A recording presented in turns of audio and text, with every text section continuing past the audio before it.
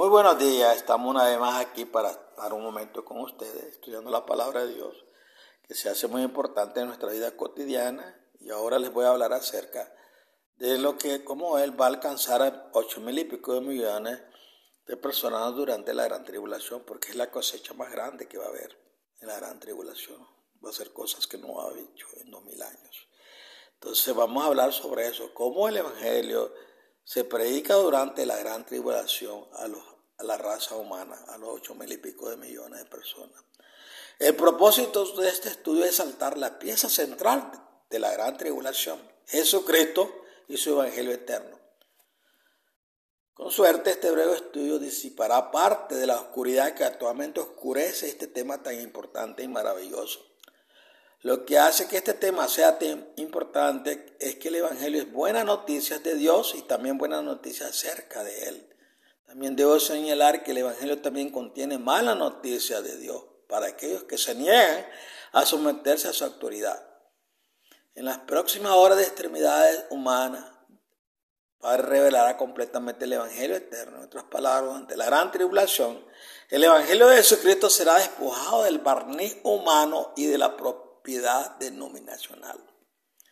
La verdad brillará más que el sol al mediodía en un día despejado y se elevará muy por encima del antagonismo y la confusión causados por las diversas religiones del mundo. Todos escucharán claramente el Evangelio. Sí, incluso por encima del rugido y el estruendo de la destrucción y el sufrimiento abrumador durante el tiempo señalado del fin, el Espíritu Santo empoderará a los mensajeros ungidos de Dios como nunca antes, exaltando a Jesucristo y su Evangelio eterno con gran poder y sencillez. Apocalipsis 7:1 al 8, capítulo 11, versículo 3, Joel 2, 28 al 32. No hay tema más elevado, no hay tema más grandioso y no hay nada más glorioso en toda la Biblia que la revelación de Jesucristo. Miles de millones de personas se han regocijado al aprender acerca de Él a lo largo de los siglos sin haber visto la sorprendente revelación de su majestad que está a punto de ocurrir. Todo cristiano nacido de nuevo sabe que nada se puede comparar con el gozo, la paz y la transformación que proviene de conocer a Jesús y comprender el Evangelio de su reino. Él es el Rey de Reyes, Él es el Señor de Señores, Él es el Sol de Justicia, el lucero del día de la humanidad. Sin embargo, a pesar de todo lo que Él es, sus títulos favoritos parecen ser Hijo de Dios y Salvador del hombre. Juan 14:31, Juan 10:11, Apocalipsis 5:9. Entonces, ¿por qué? Entonces, cuando la gente cuenta la historia de la gran tribulación, nuestro Señor y su Evangelio generalmente no son las piezas centrales de la historia? Porque se considera el libro de Apocalipsis con tanto misterio, temor, presentimiento y tristeza cuando se declara expresamente que es la revelación de Jesucristo que Dios le dio. Apocalipsis 1:1. Es posible que los cristianos no comprendan cómo Jesús y su Evangelio eterno encajan en la historia del fin de los tiempos. Es absolutamente fascinante descubrir cómo todos los libros de la Biblia están directamente conectados a la historia del Apocalipsis, comparable al cableado eléctrico conectado a la caja de interrupción principal de su casa. Los 66 libros escritos por más de 40 autores durante un periodo de aproximadamente 1400 años se conectan con el libro del Apocalipsis de manera que revelan algo sobre las enormes dimensiones del amor de Dios y su plan para salvar al hombre. Ningún libro de la Biblia está solo, ningún libro debe ser excluido de nuestro estudio. Cada libro aporta algo esencial a nuestra comprensión del Evangelio eterno. Cada libro agrega color y detalla a una imagen infinita que dice algo sobre el poderoso.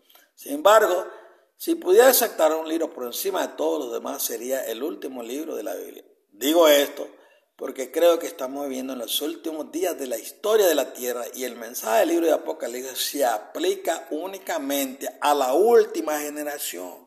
En otras palabras, el Apocalipsis merece mayor atención porque es el más oportuno. A menudo he dicho durante mis estudios que la idea más difícil de que los 144 deberán transmitir durante la gran tribulación será que Dios es amor. Simplemente porque la visión del mundo de lo que constituye el amor de Dios está muy distorsionado. Piénsalo, el Apocalipsis describe muchos acontecimientos horribles, Consideremos una escena global en la que cientos de millones de personas mueran en grandes incendios, maremotos, erupciones volcánicas, aguas contaminadas, hambrunas, plagas, guerras y otras calamidades físicas. Considere el gran sufrimiento que experimenta cada sobreviviente. Las palabras no pueden expresar la angustia que atormentará a cada persona viviente durante la gran tribulación. Ningún libro de la Biblia es más gráfico ni más deprimente que el libro de Apocalipsis, especialmente si nos centramos en los resultados de la justificable ira de Dios. Entonces, ¿cómo puedo decir que el libro de Apocalipsis es el libro más glorioso de la Biblia?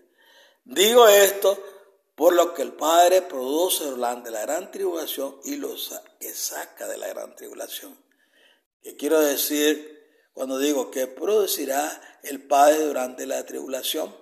Dios permitirá que cada persona tenga una comprensión inequívoca de Jesucristo y su evangelio, que sacará el Padre de la gran tribulación. El Padre salvará a una multitud innumerable de personas que lo aman supremamente a Él y a su verdad. Apocalipsis 7, 9 y versículo 14. Cualquier proceso que pueda producir resultados como este es nada menos que asombroso, especialmente si se considera la diversidad religiosa y cultural de este planeta. El Evangelio de Jesucristo se puede comparar con diferentes niveles de álgebra. Álgebra 1 contiene ideas introductorias. Álgebra 2 se basa en los fundamentos establecidos en álgebra 1, de modo que se puedan estudiar cuestiones como ecuaciones cuadráticas y diferenciales. Álgebra 2 también prepara el escenario para el estudio avanzado de cálculo. El punto es que el Evangelio no es una frase corta o una frase ingeniosa, frívola, es tan ancho y profundo como el océano. Efesios 3, versículos 16 al 19.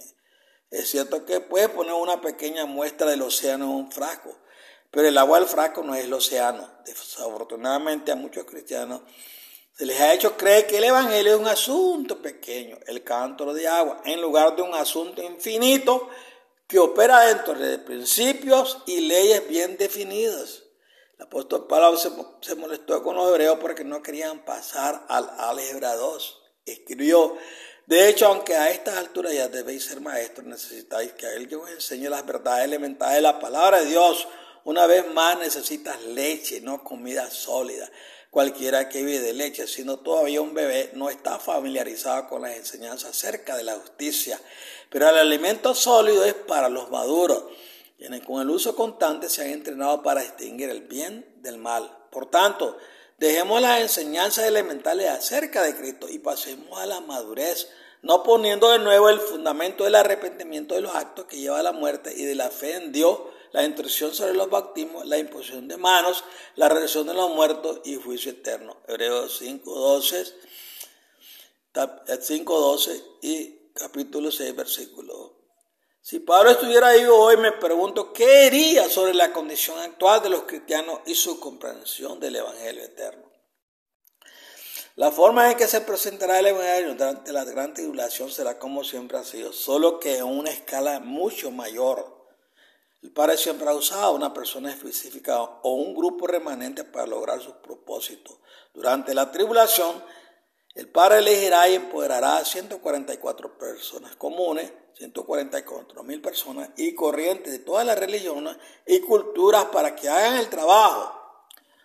Para ser más específico, un cuerpo religioso no presentará el Evangelio durante la gran tribulación y en su mayor parte ni los eruditos ni los hombres y mujeres de letras tampoco presentarán el Evangelio. El Padre mira dentro del corazón. 1 Samuel 17, capítulo 17, versículo 10, Jeremías 29, 13. Y elegirá 144,000 humildes mensajeros que vendrán de todas las nacionalidades y religiones. Muchas personas pueden preguntarse cómo este grupo diverso presentará un solo evangelio. ¿Cómo logrará él esto? Cada nación hay personas que aman a Dios con todo su corazón, mente y alma. Estas personas están viviendo de acuerdo con todo lo que saben que es justo y verdadero. Estas son sus ovejas. Juan 10, 16, Romanos 3, 2, 14 y 15.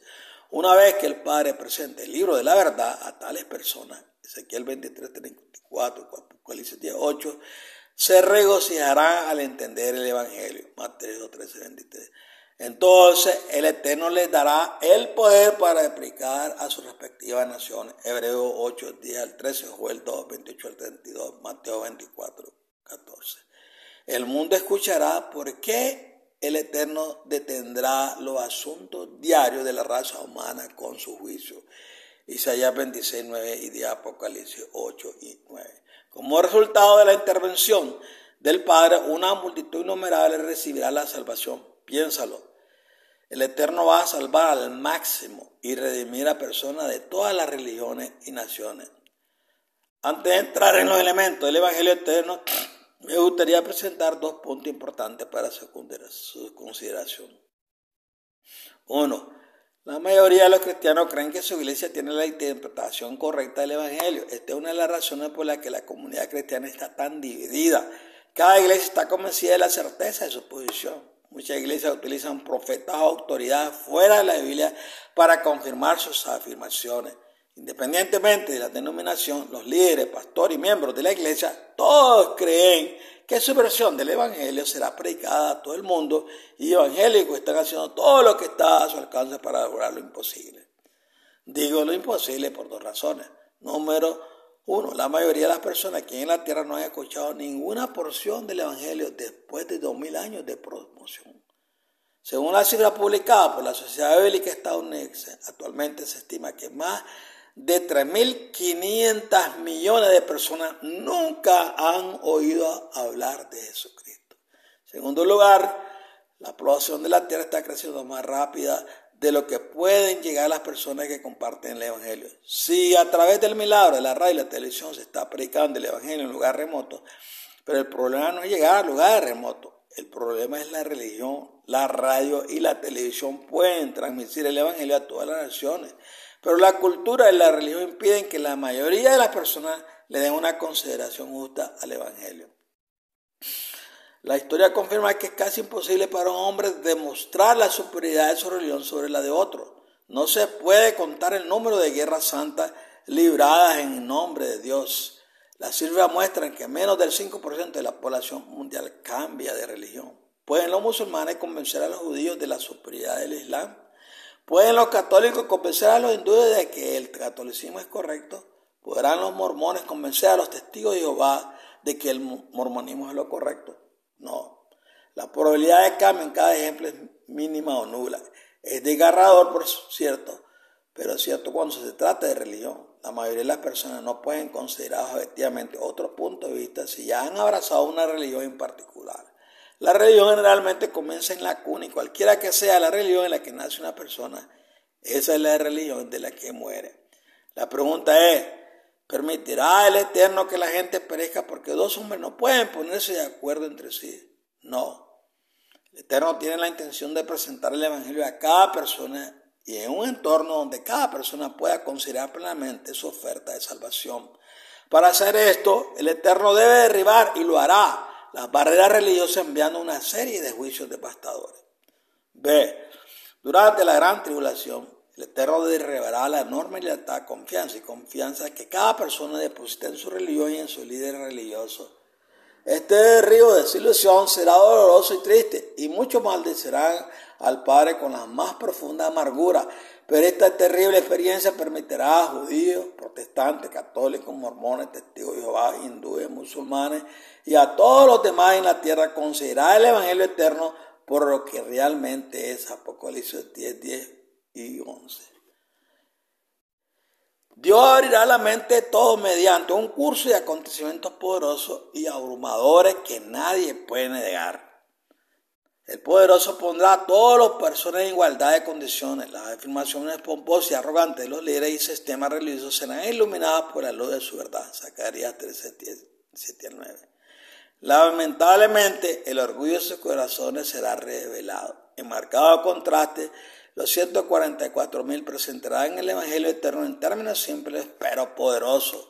La verdad deslumbrante avergonzará la oscuridad, protege en nombre de la religión con la misma claridad con la que luz del día vence a la oscuridad. En este entorno todos tendrán la oportunidad de 1. Escuchar el Evangelio. 2. Tomar una decisión a favor de la verdad o oponerse a ella. 3. que su determinación sobre su decisión sea puesta a prueba por la persecución. Y 4, en última instancia, ser sellado o marcado según su decisión. De esta manera el Evangelio eterno será predicado a cada hombre, mujer y niño de la tierra, y cada persona tendrá una oportunidad justa de tomar una decisión inteligente al respecto. Mi comentario en los párrafos anteriores puede haber causado a algunos de ustedes una gran angustia. Quizás decide preguntar, entonces, si esto es cierto, ¿qué es entonces el Evangelio eterno de Jesucristo? Yo respondería diciendo, el Evangelio eterno es la verdad sobre la relación que existe entre el gobierno del Todopoderoso, Jesucristo, Lucifer y el hombre caído.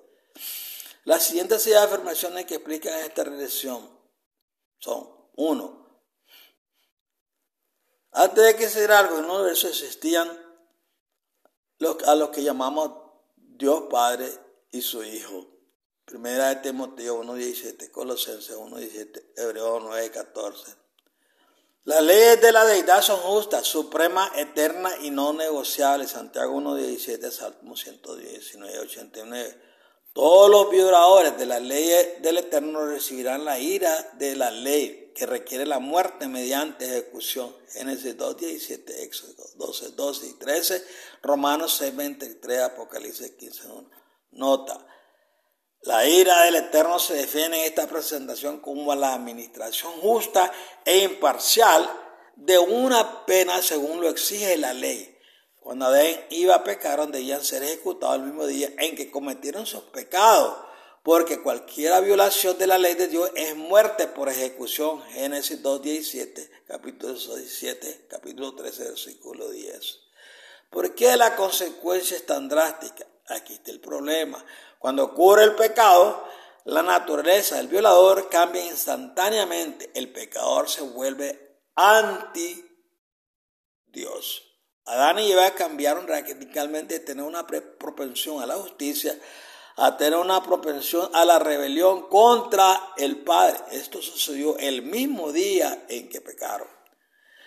¿Recuerdas cómo corrieron y se escondieron de Dios? Este comportamiento muestra este cambio repentino en su naturaleza. Génesis 3:8, Romanos 8:7.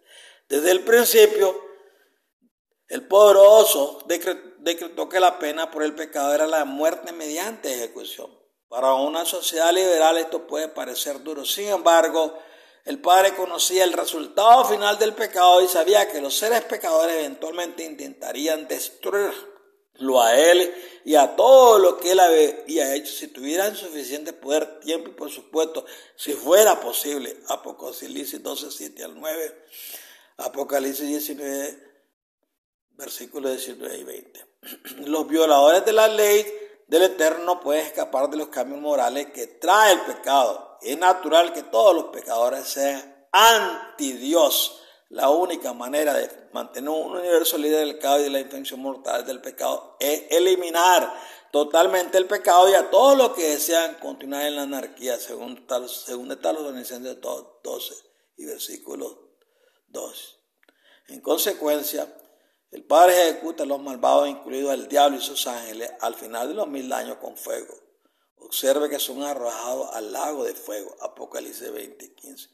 Morir por las consecuencias del pecado, cáncer, derrame cerebral, accidente, enfermedad, etc., no deben equiparse con pagar la pena por el pecado, muerte por ejecución.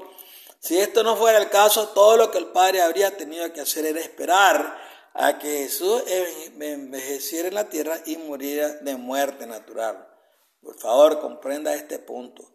La pena por el pecado no es la muerte natural. Ahora, sigue esta lógica hasta su conclusión. Esta es la razón por la que Jesús tuvo que ser ejecutado en el Calvario. 2. En un momento determinado, hace aproximadamente 6000 años, el Hijo crió la vida en este planeta, incluyendo al hombre. Génesis 1:27, Juan 1:10. En aquel tiempo, Jesús puso al hombre bajo la obligación de la ley con la promesa de muerte inmediata mediante ejecución si el hombre violaba la ley. Génesis 2:17. Desafortunadamente, el hombre desobedeció a su hacedor. Génesis 3:6. 3. Justo cuando Adán y Eva estaban a punto de ser ejecutados, Jesús, el creador del hombre, se interpuso en el camino y se ofreció a morir en lugar del hombre. Génesis 3:15, Hebreos 7:25. La ley de Dios que condenó a Adán y Eva a muerte no podía cambiarse. Después de que Adán y Eva pecaron, el Padre no tuvo otra acción que darle el mundo a Lucifer como botín de su conquista. Lucas 4:6. Sin embargo, cuando Jesús hizo su amable oferta de convertirse en intercesor del hombre, el Padre aceptó la oferta de Jesús basándose en ciertas condiciones.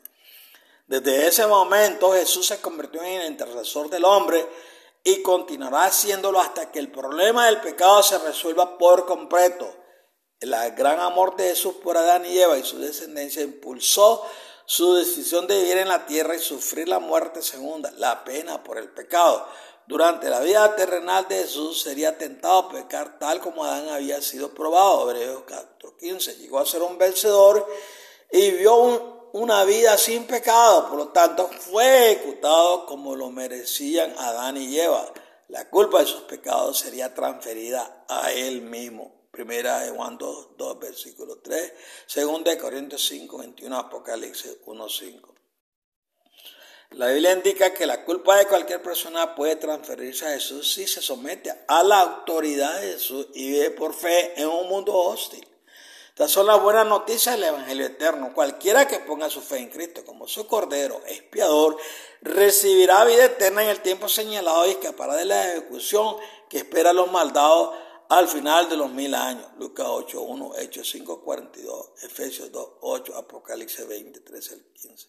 Recuerde, el Padre aceptó la sangre de Jesús como expiación por el pecado, porque Él también amaba a la raza humana tanto como a Jesús. Juan 3:16. Si Lucifer había tenido éxito en llevar a Adán y Eva al pecado, pero el Padre prometió que el mundo sería devuelto a su legítimo dueño y a todas las personas de fe que vivirían en Él. Si Jesús logró redimir al hombre la condenación de la muerte eterna, el botín va para el vencedor. Salmo 2:7-12. Daniel 7:13-14, Hebreos 1:2, capítulo 8-13. Nota, aquí es necesario inyectar 2 puntos. Primero, Jesús creó la raza humana para la gloria del Padre, Colosenses 1:10-17. Cuando Jesús se ofreció a convertirse en el Redentor del hombre, el Padre prometió darle a Jesús el mundo como un regalo por el precio que tendría que pagar, Juan 17:2-6. Jesús fue encontrado digno de recibir su reino en 1798, Daniel 7:9, versículos 10, 13 y 14, Apocalipsis 5. Para aquellos individuos que estén vivos durante la gran tribulación, cada decisión de pertenecer o no al reino de Dios se tomará cuando suene la séptima trompeta, Apocalipsis 11:15. La primera acción de Jesús después de tomar posesión de su reino será vengar el sufrimiento de sus santos. Este es el propósito de las 7 últimas plagas. Al final Jesús destruye a sus enemigos, Apocalipsis 6, versículo 10 y 11, capítulo 15, versículo 1, capítulo 10, versículo 4 al 7, Hebreos 10, versículo 13. El segundo punto que es necesario señalar es que aunque la intercesión de Jesús evitó la ejecución de Adán y Eva, ese día sí murieron años después debido a las consecuencias del pecado. Es por eso que la Biblia a menudo habla de la primera muerte como un sueño temporal. Primera de Corintios 15:51, Juan 11:11-13, Juan 6. Y de la segunda muerte como la muerte eterna, Apocalipsis 2:11, Apocalipsis 26. Capítulo 21, versículo 8. Muchos estudiantes de la Biblia no distinguen entre las consecuencias del pecado y el castigo por el pecado. Los malvados resucitarán al final de los 1000 años para reconocer su culpa y recibir el castigo por su rebelión, que es la muerte mediante ejecución. 4. Dado que todos los hombres han violado la ley de Dios, Romanos 3:23, 1 Juan 1:10, Romanos 3:10, entonces todos los hombres caen bajo la pena de la ley, por ejemplo, muerte por ejecución. Para aquellas personas que rechazan la expiación de Cristo, esta ejecución ocurrirá al final de los 1000 años. 5. La buena noticia de Dios es que nadie necesita perecer, según de Pedro 3:9, Juan 3:16.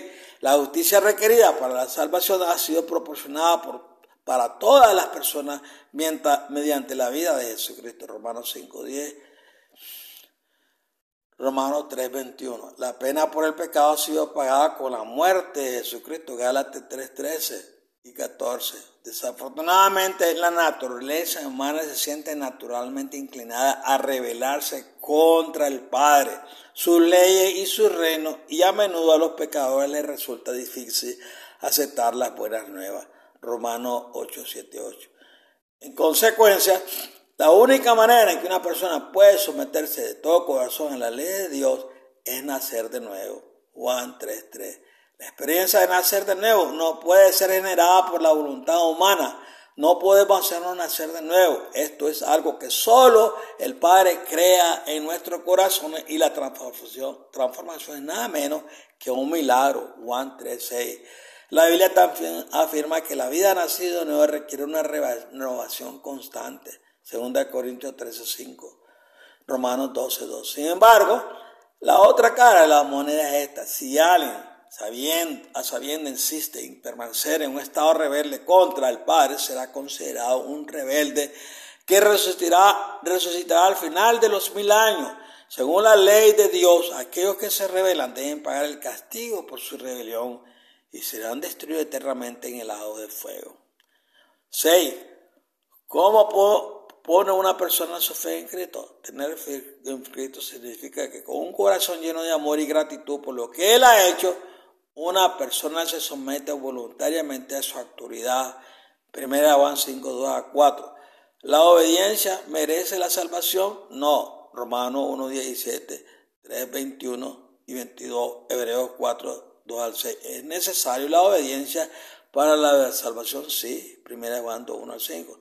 Sé que esto suena contradictorio, pero en realidad la relación es simple. La fe demuestra obediencia a Dios porque el individuo cree que Dios es soberano y hay un humilde reconocimiento de que sus mandamientos deben ser obedecidos por encima de todos los demás. Hebreos 11. La presunción, por otro lado, excusa la transgresión, rebelión, mientras que la obediencia revela nuestra fe en Dios. Romanos 1, 5 al 6. La obediencia es una forma de definitiva en que la fe puede ser refinada y probada. Santiago 1:3, capítulo 2, del versículo 17 al 26. La salvación está garantizada a todos los que están dispuestos a ir, a hacer y hacer lo que el Padre manda. La fe comienza con una actitud dispuesta y sumisa. Lucas 23, 42 y 43. La fe reconoce la autoridad de Dios al producir obras apropiadas. Santiago 12, 17 y versículo 19.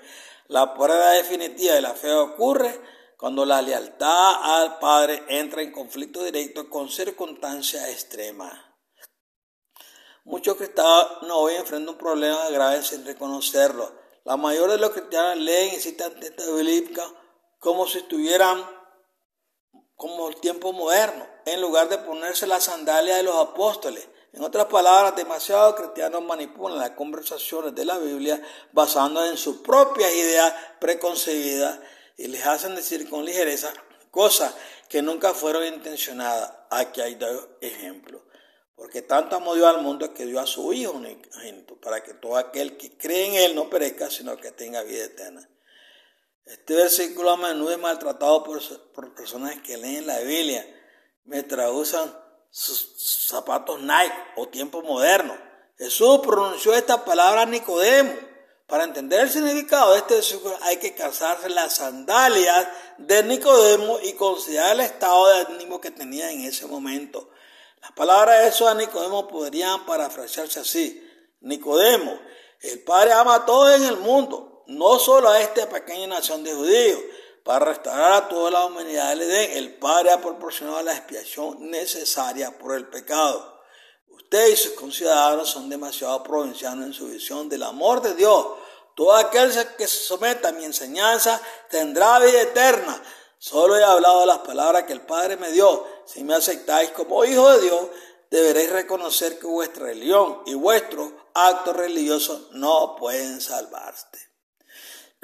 No tiene ningún valor en términos de salvación, porque el hombre se salva solo por la fe. Si cree que soy el Cordero de Dios, enviado aquí para cumplir todo lo que señala el sistema ceremonial, entonces no necesita llevar un cordero al altar del templo nunca más. Si cree que yo soy el Hijo de Dios y mi enseñanza es de Dios, no podréis conformaros a las costumbres religiosas de vuestro pueblo. He venido para liberaros de esas obligaciones. Si confiesas que crees que yo soy el Mesías, el santo predicho por los profetas de Israel, serás separado de tu familia, de tus amigos de esta nación, pero ten por seguro que recibirás la vida eterna. Otro ejemplo de un versículo, y existen muchos otros que a menudo se tergiversa, es este: que si confiesas con tu boca que Jesús es el Señor y crees en tu corazón que Dios lo resucitó de entre los muertos, serás salvo. Porque con el corazón se cree y se justifica, y con la boca se confiesa y se salva. Romanos 10, 9 al 10. Muchos cristianos citan los dos versículos anteriores como que si las palabras contuvieran una declaración mágica, como si simplemente citara este versículo ante otras personas y creer que Jesús resucitó de entre los muertos sería suficiente para salvarlos eternamente. Pablo no tenía ese pensamiento en mente cuando escribió estas palabras. Nuevamente, quitémonos los zapatos modernos, los Nike, y calcémonos las sandalias de los romanos conversos, y consideremos lo que Pablo en realidad le estaba diciendo a los romanos que habían sufrido tanto tormento a manos de César. Las palabras de Pablo podrían parafrasearse de la siguiente manera: si cuando estés ante las autoridades por tu fe y todos tus bienes sean confiscados de tu casa, porque tu nombre fue puesto en la lista de proscritos, y cuando estés siendo golpeado con 39 azotes, porque te negaste a inclinarte ante César como un Dios, cuando esto suceda, si todavía puedes confesar con tu boca que Jesús es tu Señor y Maestro, y no César, y si todavía puedes creer en tu corazón que Dios levantó a Jesús de los muertos y que Él también os resucitará, esto es fe. Tu fe en Dios te salvará, aunque puedas, como yo, perder la vida en Roma por servir a Cristo. Sin embargo, ten esto en cuenta: ni regalar tu posición, ni desafiar al César te salvará. Recuerda que somos salvos solo por la fe en Cristo. Por lo tanto, sométete a la enseñanza de Cristo. Confiesa que Jesús es el Señor de tu vida. Reconoce tus faltas, pero mantente firme en tu lealtad a los mandamientos de Jesús, y tu fe te salvará. Para comprender a los escritores de la Biblia y el significado de sus palabras, debemos asegurarnos de comprender la cultura y las costumbres de las personas y el periodo de tiempo en el que se escribieron las palabras. Hacer menos es convertir la Biblia en un disparate. El punto aquí es que cualquiera puede disfrutar de una comunión con los escritores de la Biblia, incluso a través del paso del tiempo, si se esfuerza por comprender los problemas y circunstancias que rodearon a la escritura y la época en la que vive.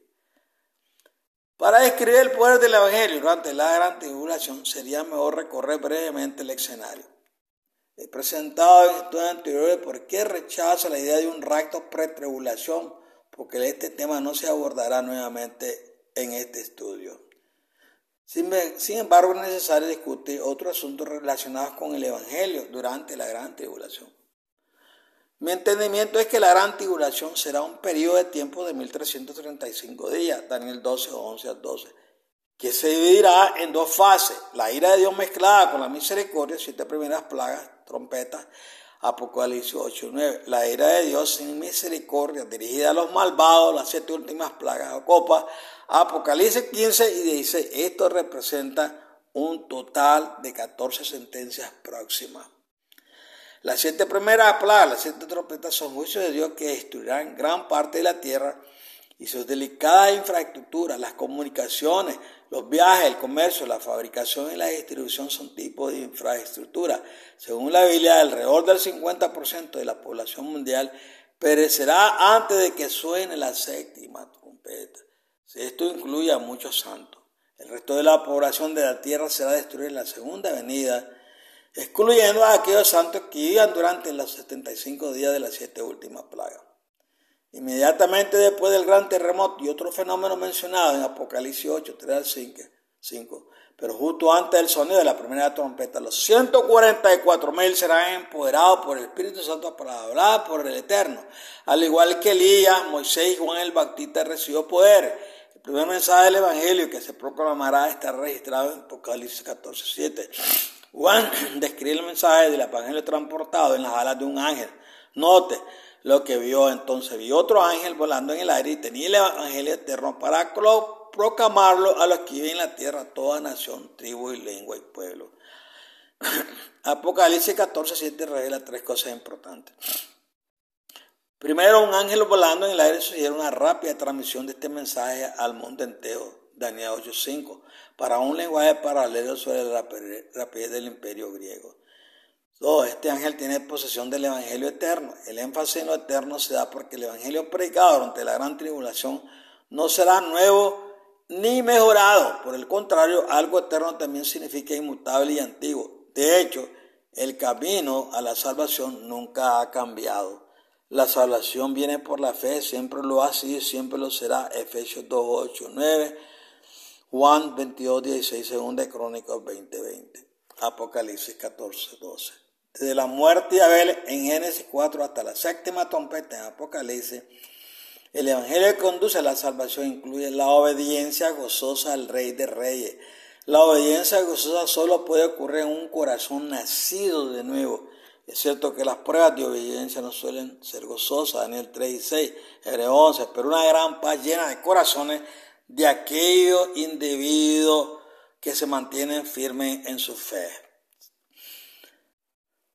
Note que el evangelio eterno identifica en este versículo es enviado a toda nación, tribu, lengua y pueblo. Ninguna iglesia o ministerio televisivo mundial puede lograr este objetivo en el periodo del tiempo dado. Toda la comunidad cristiana con puntos de vista divergentes sobre el evangelio no han cumplido esta tarea durante los últimos 2 años, ni podrá lograrla durante la gran tribulación. Este ángel volador no es un símbolo de una denominación ni de un orador de lengua plateada.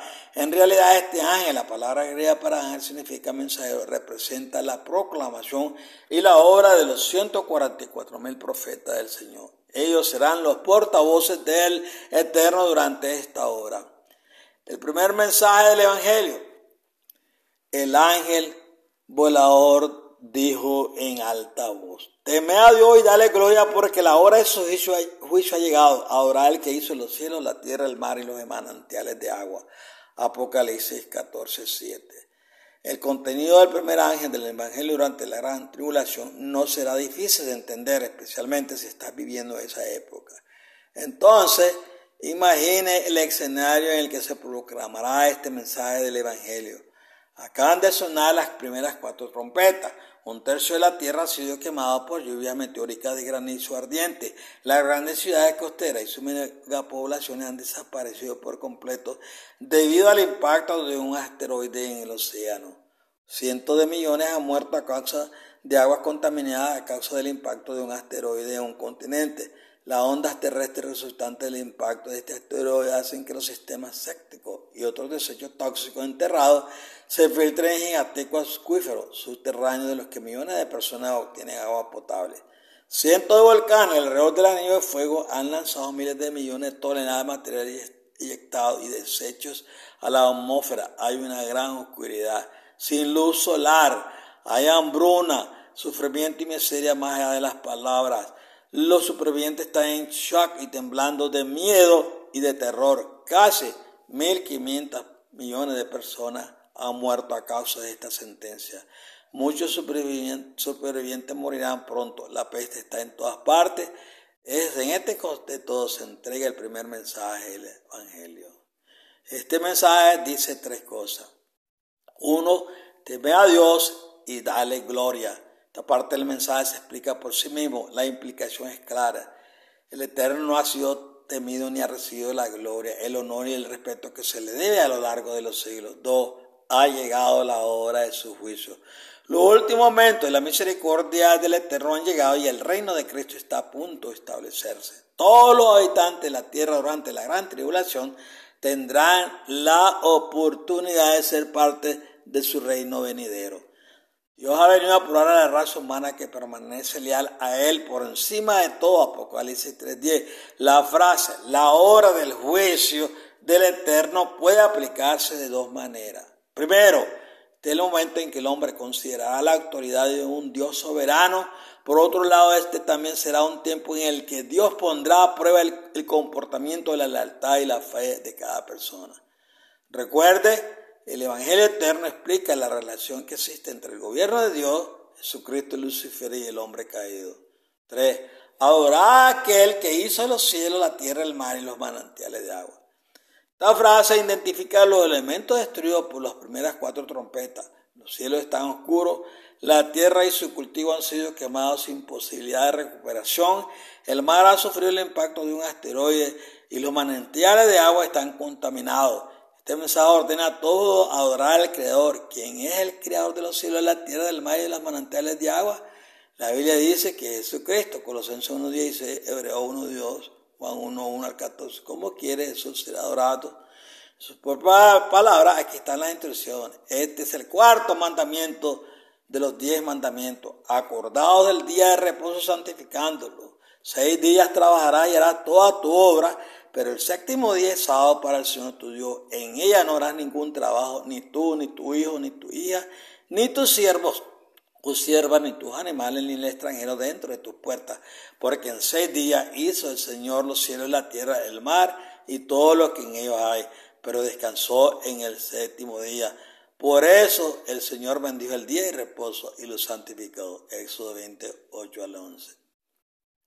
Bueno, hasta aquí llegamos con este primer estudio. Creo que lo vamos a dividir en 2 partes, porque siempre he dicho, no me gusta alargarme demasiado para que ustedes puedan escucharlo y no cansarse, porque sí, a veces predican mensajes demasiado extendidos y a veces uno ya está cansado.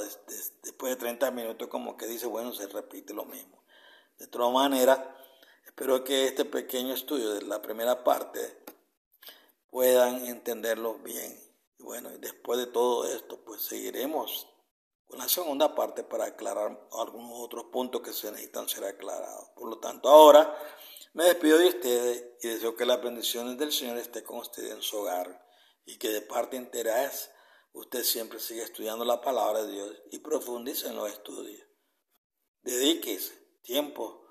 El tiempo que estamos viviendo ahora es un tiempo de oro, porque los días se están acortando, se están llegando rápido los tiempos, las eras y todo, los tiempos están cambiando y como que nos estamos acercando a ese periodo en que todas las cosas se minimizarán, porque dice el Señor, si estos días no fueran acortados, ninguna carne salvaría, pero por causa de los escogidos, dice, serán acortados.